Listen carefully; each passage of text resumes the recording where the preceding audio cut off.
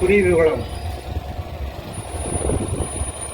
பஞ்சாயத்து குறிகுளம் மக்கள் அனைவருக்கும் என்னுடைய சார்பாக நன்றி செலுத்துகிறேன். இன்றைக்கு கனிம வள கொள்ளைன்னு சொல்லிட்டு ஒரு ஆர்ப்பாட்டம் இங்கே நடத்திக்கிட்டு இருக்கோம். கடந்த வாரம் மலடிப்பட்டி போயிருந்தேன்.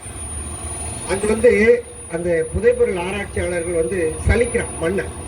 அந்த மண்ணுக்குள்ள என்ன மாதிரி இருக்குமா, அந்த ஒவ்வொரு மண்ணை ஆராய்ச்சி பண்றான். இதுக்குள்ள என்ன இருக்குது, என்ன கனிமம் இருக்குது, விலை கொண்ட கனிமம் இருக்குதா, நீ நேரடியாக போய் பார்க்கல. அந்த மலடிப்பட்டியில ரிசர்ச் பண்ணிக்கிட்டு இருக்காங்க.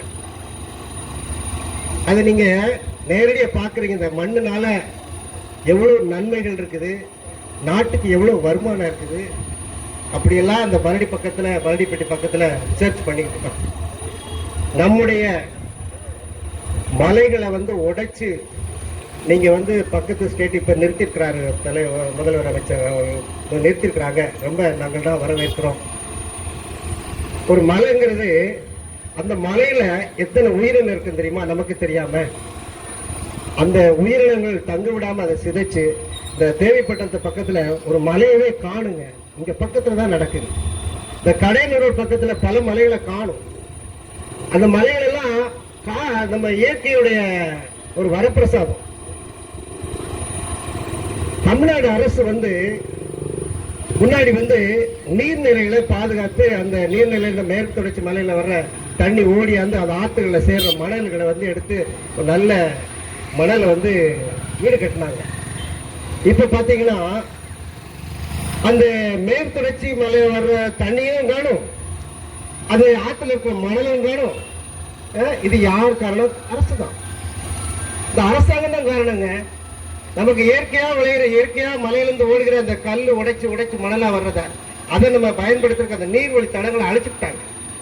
கடந்த 5 ஆண்டு திராவிட கட்சிக்காரங்க ஒரு நீர்நிலையை ஏதாவது சரி பண்ணாங்களான்னு பாருங்க. ஒண்ணுமே கிடையாது. அவங்களுக்கு வருமானம் இந்த நாட்டினுடைய கனிமங்களோட கொள்ளைகளை அடிச்சு அதன் மூலம் நாட்டை காப்பாற்றலாம்னு நினைக்கிறாங்க. அது ஒரு நாளும் நம்ம ஜெயிக்க முடியாது. நாட்டுடைய வளங்களை சுரண்டி சாப்பிட்டா ஒரு நாள் நாடு இந்த ஏரியாவில் இருக்கிற வளங்களை நீங்க திறனீங்கன்னா இந்த ஏரியாவில் யாரும் தங்க முடியாது. அடுத்த ஜெனரேஷன் இங்க இருக்க முடியாது. அடுத்த ஜெனரேஷனுக்கு குடிக்க தண்ணி இருக்காது. நீங்க கல்குவாரி தோன்றேன்னு வச்சுக்கோங்க. ஒரு கிணறு ஒரு கிணறு 330 அடின்னு வச்சுக்கோங்களேன். கல்குவாரி 300 அடியா இருக்கு. அப்ப விவசாயம் எப்படி வாழ்வான்? கல்குவாரி பேரு தண்ணி. சில நீங்க ஆழமா தோண்ட கடல் நீர் உள்ள வந்துருது. மக்கள் வாழ அந்த இடம் தகுதி இல்லாம போயிருது. அந்த இடத்துல உப்பு தண்ணி மக்கள் அந்த இடத்த விட்டு காலி பண்ணி போயிடுறான். நீங்க இயற்கை வளங்களை பாதுகாருங்க. அப்பதான் நம்ம இந்த ஊர்ல இருக்க முடியும். நம்மளுடைய வளங்களை நம்ம இழந்தோம்னு வச்சுக்கோங்க. இப்ப நீங்க சில நாளைக்கு முன்னாடி கல்லுகள் எல்லாம் உடைச்சு போனீங்க. ஆனா அந்த கேரளாவுக்கு போகுதுன்னு வச்சுக்கோங்க. கேரளாவில் பக்கத்துல நீங்க ரயில்வே ஸ்டேஷன் இந்த ஆரியங்காவுன்னு ஒன்று இருக்கு. அது பக்கத்துல போனீங்கன்னா மணல், அவ்வளவு மணல். அது ஆரியங்காவுல மணலா தான் இருக்குதுங்க. ஆனா நம்ம ஏரியாவில மணல், சாண்டு, கல் எதுக்கு அடிச்சு போறான்? ஏன்னா அவனுடைய மக்கள் வாழணும், அவனுடைய உயிரினங்கள், அந்த இயற்கையுடைய உயிரினங்கள் காப்பாற்றப்படணும் தான். அது ஒரு நல்ல நோக்கோடு அவனுடைய இயற்கை வளங்களை பாதுகாம இருக்கான். ஆனா தமிழ்நாட்டில் மட்டும்தான் இயற்கை வளங்களை சுரண்டி விவசாயம் எல்லாம் அழிஞ்சு போச்சுங்க. இதே ஆந்திராவில் விவசாயம் சாகலை, கர்நாடகாவில் விவசாயம் சாகலை, தமிழ்நாட்டில் மட்டும்தாங்க விவசாயம் அழிஞ்சு போச்சு. காரணம் நிலத்தடி தண்ணீர் இல்லை. இருக்கிற வளங்கள் எல்லாம் சுரண்டிட்டான்.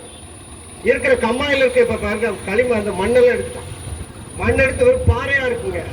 கிணத்துல பூமிக்குள்ள தண்ணி போகல. ஆற்றுகளை அழிச்சு விட்டாங்க. ஆற்றுகளை தண்ணி வரலங்க. ஆற்றுல எந்த தண்ணி வந்தா கூட நேர இப்ப கர்நாடகாவில் குளம் பெரிய இருக்குது. அந்த அந்த அணை, கபலி அணை, அந்த மடையெல்லாம் பெருகுச்சு. நேர திறந்து விட்டான். நேர கடலுக்கு தான் போகும். கடல்ல போய் கலைக்கிறது. அடுத்து 3 மாசத்துல தண்ணி இல்லாம போயிடும். இதை பாதுகாக்கிறது அரசாங்கம் தானேங்க. நீங்க கல்லுகளை விற்கிறீங்கல்ல, ஆற்று மணலை எடுக்கிறீங்கல்ல, அதை பாதுகாக்கணும்ல. அந்த இது கிடையாது. நாட்டுடைய வருங்கால சந்ததிக்கு இந்த அரசாங்கம் நம்ம பிள்ளைகள் நல்லா இருக்கணும், அடுத்த 100 வருஷம் தமிழர்கள் வாழணும்னு ஒரு நல்ல நோக்கு இந்த தமிழ்நாட்டுக்கு இல்லைங்க. இருக்கிற வளங்களை அழிச்சுட்டே இருக்கிறான். எத்தனை நாள் அழிக்க முடியும்? நீங்க ஆப்பிரிக்கா தேசத்துல போனீங்கன்னு வச்சுக்கோங்க, அங்க வந்து கென்யா, கெமரூன் ஒரு நாடு. அந்த நாட்டில் இருக்கிற இயற்கை வளங்களை வந்து அருமையானதுங்க. எல்லா நாட்டுக்கும் எக்ஸ்போர்ட் பண்ணவன் இன்னைக்கு வந்து பிச்சைக்காரனா இருக்கான். காரணம், அங்கு இங்கிலாந்து தேசம், அமெரிக்காவோட தேசம், ஜெர்மன்காரங்க எல்லாம் வந்து அவங்க இயற்கை வளம் சுரண்டிப்பான். இன்னைக்கு அந்த நாடு வந்து சாப்பாட்டுக்கு இல்லாம பஞ்சத்துல கிடக்குறாங்க. எங்கேயாவது சாப்பாடு கிடைக்குமா? எங்கேயாவது உயிரினங்களை, இந்த மிருகங்களை அடிச்சு சாப்பிட்டுக்கிட்டு இருக்காங்க. உணவு இல்லைங்க. அரசாங்கம் வந்து இதை பார்க்கணும். நம்முடைய நாட்டுடைய வளங்களை நீங்க இப்படி மண்ணு கல்லு எல்லாம் உடைச்சு எடுத்து போய் பக்கத்து நாடு, ஏன்னா அடுத்த ஜெனரேஷன் நம்ம ஊருக்கு மண்ணு தேவை இருக்குங்க. நம்முடைய அடுத்த ஜெனரேஷன் வீடு கட்டணும். நீங்க இப்ப எல்லாத்தையும் காலி பண்ணிட்டேன்னு வச்சுக்கோங்க, அடுத்த ஜெனரேஷன் தமிழ்நாட்டில் யாரும் இருக்க மாட்டான். நீங்க நாட்டில் எனக்கு நாங்க கல் கொடுத்தோம், நீங்க ஆந்திராவில அடிச்சு போட்டுருவாங்க. கேரளா போனா ஒரு இடம் வாங்க முடியாது. அதனால தமிழ்நாடு நல்லா இருக்கணும்னா நம்முடைய இயற்கை வளங்களை பாதுகாக்கணும். நம்முடைய கனிம வளம் வந்து பாதுகாத்தா தான் அடுத்த ஜெனரேஷன் வந்து நம்ம பிள்ளைகள் இங்க தங்குறதுக்கு வசதிகள் இருக்கும். நீங்க எல்லா இடத்துலயும் கல்லும் மண்ணெல்லாம் விட்டுட்டீங்கன்னு வச்சுக்கோங்க, இங்க யாரும் இருக்க முடியாது. மிருகங்கள் இருக்காது, எதுவுமே இருக்காது, பறவைகள் இருக்காது. நாட்டு அழிவின் பாதைக்கு கொண்டு போயிட விடாம இந்த கனிம வள இந்த திருடர்களுக்கு நான் ஒரு எச்சரிக்கிறேன். உங்க பிள்ளைங்க, நீங்க நாளைக்கு கனிம வளத்தை வெட்டி வித்துட்டு நீங்க எங்கேயோ செட்டில் ஆயிடுவீங்க. அமெரிக்காவிலயோ லண்டன்லயோ செட்டில் ஆயிடுவீங்க. ஆனா எங்களை மாதிரி ஏழை விவசாயிகள் தான் இந்த ஊர்ல வந்து பட்டினியா கிடந்து சாகணும். அதனால அரசாங்கம் இந்த கனிம வள கொள்ளையை நிறுத்தணும்னு தயவாய் வேண்டிக் கொண்டு என்னுடைய உரையை முடிக்கிறேன். நன்றி, வணக்கம்.